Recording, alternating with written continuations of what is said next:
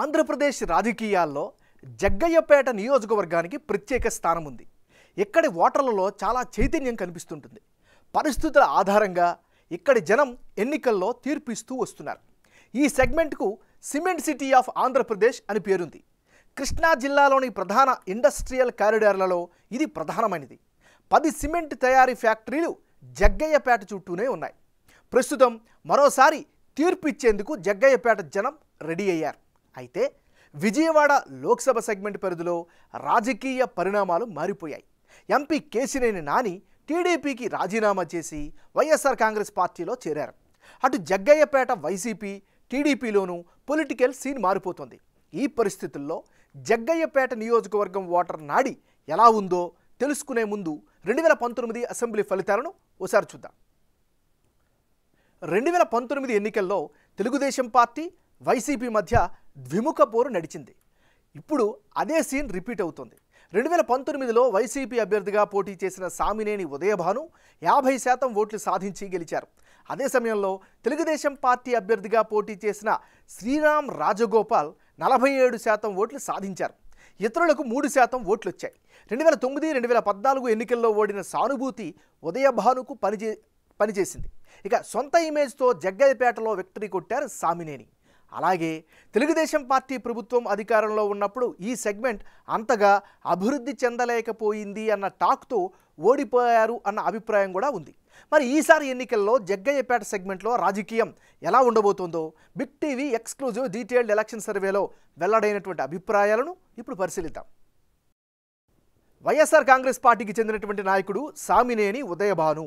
మరి ఉదయభానుకు రానున్న ఎన్నికల్లో అనుకూలమైనటువంటి అంశాలేమిటి పరిశీలిస్తే ఈ నియోజకవర్గంలో సీనియర్ నేతగా ఈయనకైతే మంచి గుర్తింపు కనిపిస్తోంది.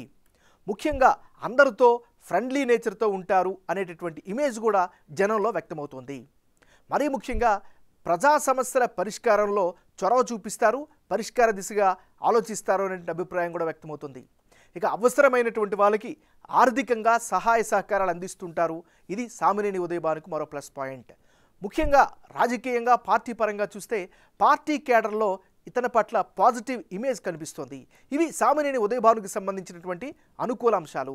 మరి ఈయనకి సంబంధించిన మైనస్ పాయింట్స్ ఏంటి పరిశీలిస్తే వర్షాకాలంలో మున్నేరు లింగాల బ్రిడ్జు ఓవర్ఫ్లో అవుతుండడం ప్రధాన సమస్యగా ఉంది. మరోవైపు టిడ్కో ఇళ్లను లబ్ధిదారులకు అందించకపోవడం కూడా మరో మైనస్గా చెప్పుకోవచ్చు. జగ్గయ్యపేట ఆటోనగర్ పరిధిలో కెమికల్ పొల్యూషన్ రోజు రోజుకి పెరుగుతుంది. దానికి నియంత్రణ చర్యలు తీసుకోవడంలో వైఫల్యం కనిపిస్తోంది. ఇక పెనుగంచి ప్రోలులో సరైన రోడ్లు లేకపోవడంతో స్థానికంగా ఇతని పట్ల వ్యతిరేకత వ్యక్తమవుతుంది. ఇది ఈయనకి సంబంధించినటువంటి ప్లస్లు మైనస్లు. వైఎస్ఆర్ కాంగ్రెస్ పార్టీకి చెందినటువంటి నాయకురాలు వాసిరెడ్డి పద్మ. వాసిరెడ్డి పద్మకు రానున్న ఎన్నికల్లో ఈ నియోజకవర్గ పరంగా అనుకూల అంశాలేమిటి? జగ్గయ్యపేటతో ఎక్కువ అనుబంధం, స్థానికుల్లో మంచి పేరు ఈమె పట్ల కనిపిస్తుంది. ముఖ్యంగా కులాల వారీగా కనుక చూస్తే కమ్మ, ఎస్సీ సామాజిక వర్గాల ఓట్లపై ఈమె ఎక్కువగా ఆశలు పెట్టుకునే పరిస్థితి కనిపిస్తుంది. టిక్కెట్ కనుక ఈమెకు వస్తే జగ్గయ్యపేటలో తొలి మహిళా అభ్యర్థిగా చరిత్ర సృష్టించే అవకాశం కూడా కనిపిస్తుంది. జగ్గయ్యపేటలో పురుషుల కంటే స్త్రీల ఓట్లు ఎక్కువగా ఉండడం వాసిరెడ్డి పద్మకు కలిసి వచ్చే మరో ఫ్యాక్టర్గా చెప్పుకోవచ్చు. ఇది ఈమెకి సంబంధించినటువంటి అనుకూల అంశాలు. మరి వాసిరెడ్డి పద్మకు మైనస్ పాయింట్స్ ఏంటి పరిశీలిస్తే ఆర్థికంగా బలంగా ఉంటేనే ఈ నియోజకవర్గంలో ప్రత్యర్థికి పోటీ ఇచ్చే పరిస్థితులు అయితే కనిపిస్తున్నాయి. సెగ్మెంట్లో పార్టీ కేడర్ లీడర్షిప్కి మధ్య చాలా గ్యాప్ కనిపిస్తుంది. ఇదో మైనస్ ఫ్యాక్టర్గా చెప్పుకోవచ్చు. పోటీ చేస్తే సొంత పార్టీ కేడర్ ఎంతవరకు సపోర్ట్ ఇస్తారు అనేటటువంటి అనుమానం సర్వత్రా వినిపిస్తోంది. మరోవైపు జగ్గయ్యపేట నియోజకవర్గానికి నాన్ లోకల్ కావడం కూడా మరో బలమైన మైనస్. ఇది ఈమెకి సంబంధించినటువంటి ప్లస్లు మైనస్లు. తెలుగుదేశం పార్టీకి చెందినటువంటి నాయకుడు శ్రీరామ్ రాజగోపాల్. మరి శ్రీరామ్ రాజగోపాల్ తాతయ్యగా పిలుచుకునే ఈయనకి ఉండేటటువంటి అనుకూల అంశాలు ఏమిటి? గత ఎన్నికల్లో ఓడిపోయినటువంటి సానుభూతి ఖచ్చితంగా కలిసి వచ్చే ఫ్యాక్టర్. ప్రజా సమస్యల పరిష్కారంలో చొరవ చూపిస్తారు, ముందుంటారు అనే అభిప్రాయం కూడా ఈయన పట్ల వ్యక్తమవుతుంది. ఎవరైనా కష్టకాలంలో సాయం కోసం వస్తే ఖచ్చితంగా ఆదుకుంటారు అనేటటువంటి ఒక పాజిటివ్ ఫ్యాక్టర్ కూడా ఈయన పట్ల కనిపిస్తోంది. ముఖ్యంగా పేదలకు మెడికల్ బిల్లులు, కాలేజీ ఫీజుల్ని సొంత డబ్బులతో చెల్లించేటటువంటి నేచర్ శ్రీరామరాజు గోపాల్కి ఖచ్చితంగా అనుకూల అంశంగా చెప్పుకోవచ్చు. ఇది ఈయనకి సంబంధించినటువంటి పాజిటివ్ ఫ్యాక్టర్స్. మరి శ్రీరామరాజు గోపాల్కు ఉండే మైనస్ పాయింట్స్ ఏంటి? టిక్కెట్ కోసం నెట్టెం రఘురాం నుంచి బలమైనటువంటి పోటీ ఎదుర్కొంటున్నారు. సో అదొక మైనస్గా చెప్పుకోవచ్చు. ఇక శ్రీరామ హయాంలో అనుకున్నంత అభివృద్ధి జరగలేదు అనేటువంటి అభిప్రాయం కూడా కనిపిస్తుంది. ఇది ఈయనకి సంబంధించినటువంటి ప్లస్లు మైనస్లు. తెలుగుదేశం పార్టీకి చెందినటువంటి నాయకుడు నెట్టెం రఘురాం. మరి నెట్టెం రఘురాంకు ఉండే గ్రౌండ్ రియాలిటీ ఏమిటి? జగ్గయ్యపేట నియోజకవర్గంలో కీలక నేతగా గుర్తింపు అయితే ఈయన సంపాదించుకోగలిగారు. ముఖ్యంగా కమ్మ సామాజిక వర్గం నేత కావడం లోకల్గా ఈక్వేషన్స్కి అనుకూలమయ్యే అవకాశం కనిపిస్తోంది. టీడీపీ కీలక నేతల సపోర్ట్ ఈయనకి కనిపిస్తోంది. ఇది ఈయనకి సంబంధించినటువంటి గ్రౌండ్ రియాలిటీ. రానున్న ఎన్నికల్లో జగ్గయ్యపేట నియోజకవర్గంలో ఎవరెవరు బరిలో ఉంటే ఫలితాలు ఏ విధంగా వచ్చే అవకాశం ఉందో ఇప్పుడు పరిశీలిద్దాం. సామినేని ఉదయభాను వర్సెస్ శ్రీరామ్ రాజగోపాల్. వీళ్ళిద్దరు కనుక బరిలోకి దిగితే ఇప్పటికిప్పుడు ఎన్నికలు జరిగి వైసీపీ నుంచి ఉదయభాను, తెలుగుదేశం పార్టీ నుంచి శ్రీరామ్ రాజగోపాల్ అలియాస్ శ్రీరామ్ తాతయ్య పోటీలో కనుక ఉంటే టీడీపీకే గెలుపు అవకాశాలు ఎక్కువగా ఉన్నట్లు బిగ్ టీవీ సర్వేలో తెలుస్తోంది. వైసీపీ అభ్యర్థికి 47% ఓట్లు, తెలుగుదేశం పార్టీ అభ్యర్థికి 49% ఓట్లు, ఇతరులకు 4% ఓట్లు వచ్చే ఛాన్సెస్ ఉన్నాయి. గత ఎన్నికల్లో ఓడిపోయిన సానుభూతి శ్రీరామ్ తాతయ్యకి కనిపిస్తోంది.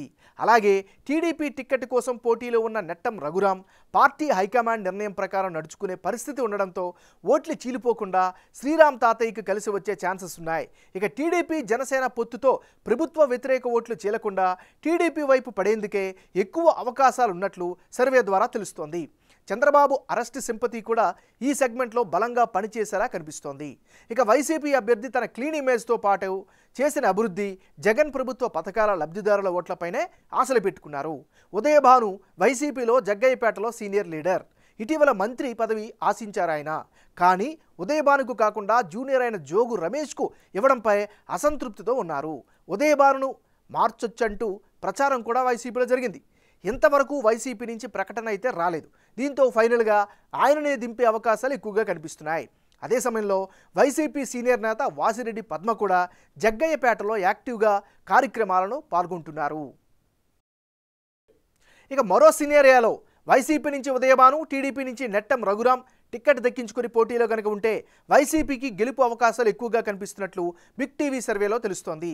వైసీపీ అభ్యర్థికి 47%, తెలుగుదేశం పార్టీకి చెందినటువంటి నాయకుడు నెట్టెం రఘురాంకు 46% ఓట్లు, ఇతరులకు 7% ఓట్లు వచ్చే ఛాన్సెస్ ఉన్నాయి. అయితే ఇక్కడ టీడీపీ అభ్యర్థి నెట్టెం రఘురాం వెనకబడడానికి కారణం శ్రీరామ్ రాజగోపాల్ టిక్కెట్ దక్కకపోతే సపోర్ట్ ఇవ్వడం కష్టమేనని అంటున్నారు. అదే సమయంలో శ్రీరామ్కు నెట్టెం రఘురాం టిక్కెట్ రాకపోయినా మద్దతు ఇవ్వడానికి సిద్ధంగా ఉన్నారు. జగ్గయ్యపేట తెలుగుదేశం పార్టీలో ఇదో కీలక అంశంగా కనిపిస్తోంది.